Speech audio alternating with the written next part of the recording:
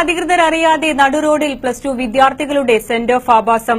Licence ഇല്ലാത്ത വിദ്യാർത്ഥിയുടെ ഡ്രൈവിംഗും ആന എഴുന്നള്ളിപ്പും നടുറോഡിൽ ഗതാഗത സ്തംഭനം സൃഷ്ടിച്ചു. നടപടിക്കൊരുങ്ങി സ്കൂൾ മാനേജ്മെന്റ്.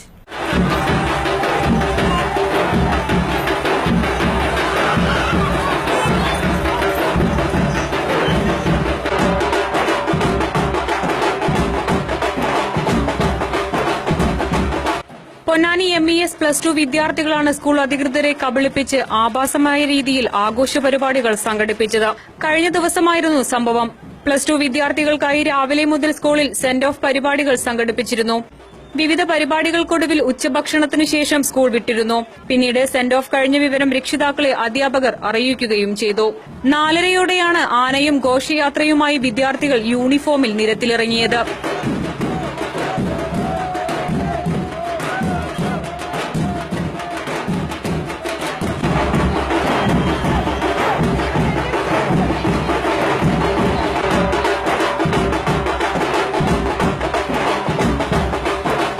പെൺകുട്ടികളടക്കം നൃത്തച്ചുവടുകളുമായി നടുറോഡ് കൈയടക്കിയതോടെ ഗതാഗത സ്തംഭനവുമുണ്ടായി.